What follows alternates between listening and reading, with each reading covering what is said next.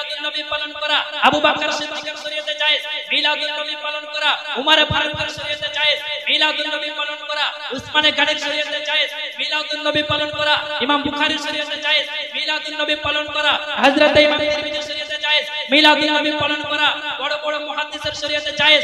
বোঝা গেল যে মিলাদুন নবী পালন করা আরে নবী মুস্তাফার শরীয়তে জায়েজ আছে, ইহুদি খ্রিস্টানদের শরীয়তে না জায়েজ আছে।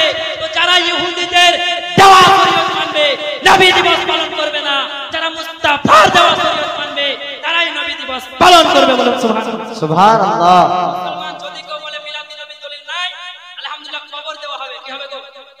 আর 14 গোষ্ঠীর কবর দেওয়া হবে। আরে মুসলমান তো মুসলমান, মুনাফিকদের কিতাবে লেখা আছে মিলাদুন নবী জায়েজ। বলে সুবহানাল্লাহ।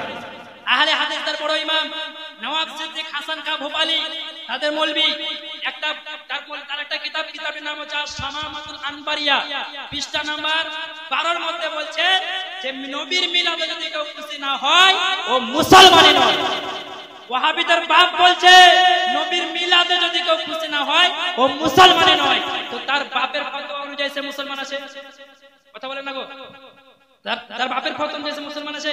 মুসলমান নাই। তো যখন মুসলমান নাই তো নবী আসলে কি আর গেলে কি? ওর বাপের কি হলো? ওর সঙ্গে তো ইসলামের কোনো সম্পর্ক নাই। কিন্তু যে মুসলমান, যে ঈমানদার, যে নবী দিবস পালন করে তার কাছে নবী আসছে মানে সমস্ত দুনিয়া আসছে। বলো সুবহানাল্লাহ। নবী আসছে তাই নামাজ আসছে, নবী আসছে তাই রোজা আসছে, নবী আসছে তাই হজ আসছে, নবী আসছে তাই যাকাত আসছে, নবী আসছে বলে পুরো কায়নাত আসছে। বলো সুবহানাল্লাহ। তো মুসলমান সময় কম, বক্তা সাহেব এসছে গেছে, টাইম খেল আমরা 10টা 20 হয়ে গেল। আল্লাহ যদি কখনো আবার বিস্তারিত হাদিস কোরআন দিয়ে সময় পায় তো আলোচনা করব ইনশাআল্লাহ। আজকে